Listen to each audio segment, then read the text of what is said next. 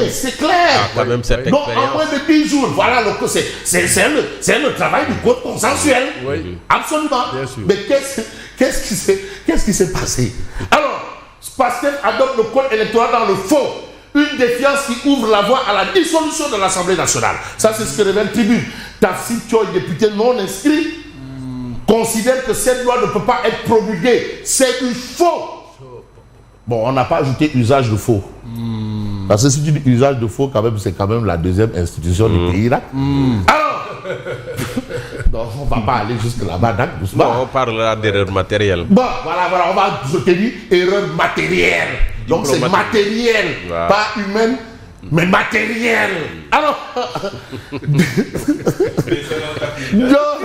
Une erreur matérielle, c'est oublier une virgule, un accent circonflexe, Non, mais quand même changer toute une disposition, ça. Laissez un C sans ça, c'est dit. D'accord, mais matériel, pas humaine, matériel, Ok. matérialisé. Oui. Alors, dans 7 mois, le président de la République pourra dissoudre l'Assemblée. Ça, c'est un fait. C'est un fait. L'autre fait, c'est quoi? Révélation de Ben Baboucar Cissé. Apparemment, l'actualité continue à ce sujet. Samuel Sarr n'est plus sous bracelet électronique ni assigné à résidence. C'est son avocat. Il l'a affirmé dans l'émission Toute la vérité de Sen TV. Diffusé hier Diffusée hier de Sen TV, Toute la vérité. et animé par Fabrice Ngema. Non, ah bon? Yego ko sax. Koko yeguma ko sax. Kebasek, voilà, yeguma ko sax. L'avocat révèle que l'ancien ministre a subi une intervention chirurgicale avec succès. Avec succès. Alhamdoulilah. C'est tout le mal qu'on peut souhaiter à tout un chacun. C'est vrai que certains, on leur amène 10 preuves qu'il y a un problème de santé, mais ils disent que non, c'est pas vrai. Bon, d'accord. Voilà, 10 preuves de professeurs titulaires de chaire, agrégés en médecine, que lui là, il est malade. Et ceux-là disent qu'il n'est pas malade. Voilà, on accepte. Mais qu'est-ce qu'on va aussi accepter? Mais c'est la sortie au vitriol de Moustapha Ka, le patron de l'OFNAC. Moustapha Ka. Il y a des ministres qui n'ont pas encore fait leur déclaration de patrimoine. Ah bon? Au nom de quoi? Ah bon, à l'heure du Djubal Djubanti. Demandez, C'est ce au que nom je voulais de quoi? dire. Voilà C'est ce que le je voulais débat. dire d'ailleurs. Ça, comme c'est ça qu'on doit évoquer en mode fast track. Ça, il y a des ministres qui violent la loi. Il traîne Je encore crois les que je pieds. n'ai pas été excessif. Du tout.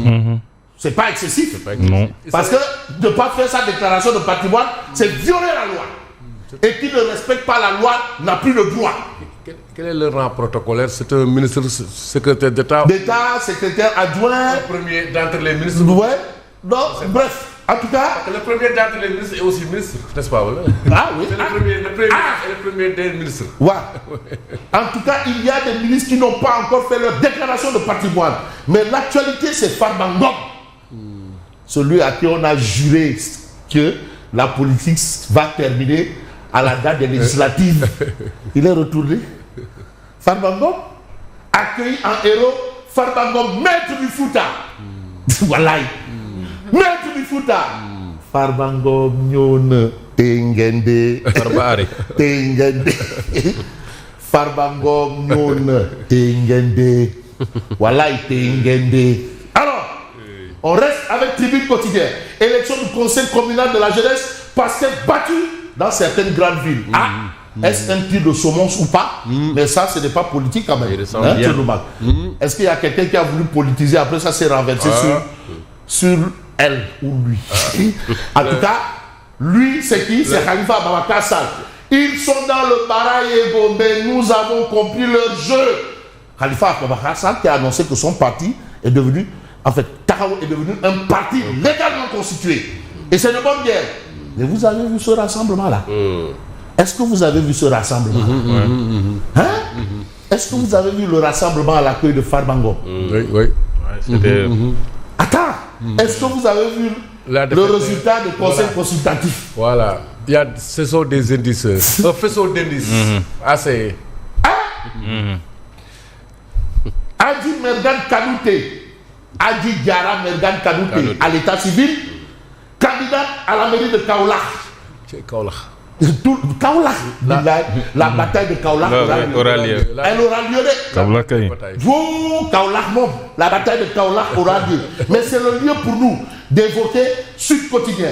Assemblée nationale, seconde lecture de la loi sur le code électoral, réforme confirmée. Mais vous avez promulgation de la réforme électorale, Dr Moustapha Fall brandit le spectre d'une crise institutionnelle en cas de refus du chef de l'État.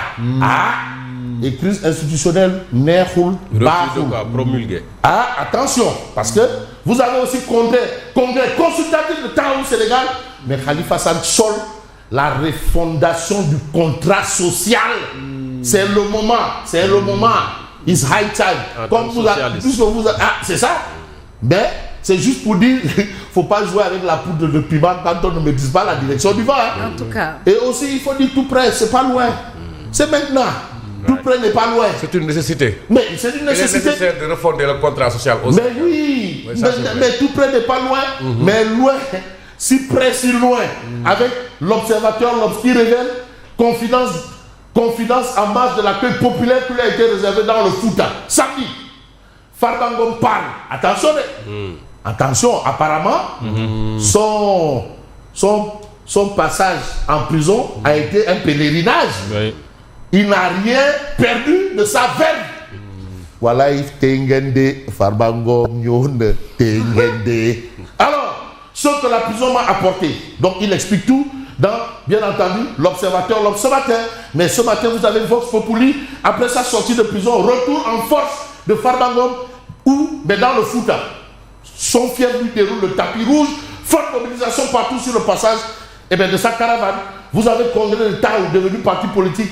Khalifa Sall sonne la riposte contre le pouvoir. Oh, Diomaye Faye. Koroxe. Lu xew. Naa fi yo koy. Waxal lu xew. Koroxe. Donc Koroxe. Manifestation de coalition Diomaye président à Mbour. Faux du président Diomaye, la fausse note du meeting. Et sur ce point, j'ai envie de prendre Direct 12, qui a une vue, pas de l'esprit peut-être, ou peut-être une vue de la lettre. Direct 12 nous dit que Diomaye réalise la plus grande IA politique. Intelligence artificielle. Jobs. Non, Koroxe. Vraiment. Koroxe. Et pourtant, toute la nuit là. Il a fait projeter son image, quoi. Les saltigués sont venus, ils ont quitté le Nyominka, ils ont quitté le Sine, le Saloum, Dansé, Tourou, de Koroxe Bouné. Vidéo. Alors, Diomaye réalise la plus grande IA politique. Mais politiquement parlant, ce n'est pas bon. Et le quotidien révèle, meeting de sa coalition, Diomaye, le rendez-vous raté. Il s'adresse aux militants par visioconférence depuis le palais. Il prétexte un voyage au Kenya pour justifier son absence. Mais c'était prévisible. Le président qui doit aller à Mbour. Le samedi. Le samedi. 24 heures ou 48 heures avant. Vous n'avez pas le protocole qui se déplace pour voir. Le jour même ou la nuit, la veille, vous n'avez pas de jalonnement de la gendarmerie. Et vous dites qu'il va aller là-bas. Mais attends, la petite science que nous avons des affaires. Mais le président qui doit aller quelque part, tu n'as pas le protocole du palais qui vient pour dire hey, oh, attention, dispositif. Voilà. Et le jour même, tu n'as il n'y a rien. Pas de police, pas de jalonnement. Et tu dis qu'il va venir là-bas. Le président de la République. Bref. Si le président a annoncé sa participation, ça finit par être de l'escroquerie politique. Il a annoncé. Ça ressemble. Waouh. Attention. Monsieur le Président. N'est-il pas au courant de certaines choses, par exemple? Peut-être bien. Il faut intégrer toutes les hypothèses parfois. Oui. Non, mais tu le marques. À 48 heures, tu n'as pas. Ça aussi, voilà. Tu n'as pas. Voilà. C'est-à-dire ceux qui organisent les déplacements du président. Oui. Tu ne les as pas là-bas. Oui, ça c'est vrai. 24 heures avant, tu n'as aucun jalonnement. Oui, ça c'est vrai. Ça c'est vrai. Oui. Ça, quand même, ça bon. L'absence était planifiée. Meeting Sarga Diomaye, le faux nom du président. Ça, c'est bien entendu le titre d'enquête ce matin. Mais ce matin, on a l'As quotidien qui dit Diomaye fait faux bond. Mais bien entendu, faux bond à ses militants. Tandis que Farba Ngom n'a pas fait faux bond. Il est parti et il a vu et il a vaincu le foot à Agnicower. C'est lui le nouvel Al-Mami. Mais Al-Mami pour Al-Mami, on va essayer de voir un peu ce que nous livre, bien entendu.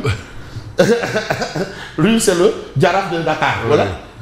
Le Djaraf, donc, Ndiago, le Ndiago. Khalifa Sall, congrès Tahaou Kharaf. Moi, au moins, je suis présent à mon meeting. Et Mimi qui est là, qui montre le selfie, la photo de Diomaye. Mimi est là, qui montre la photo, bien entendu, de Diomaye. Et affaire bi, la situation est telle que moi, je dis tout simplement merci. À demain.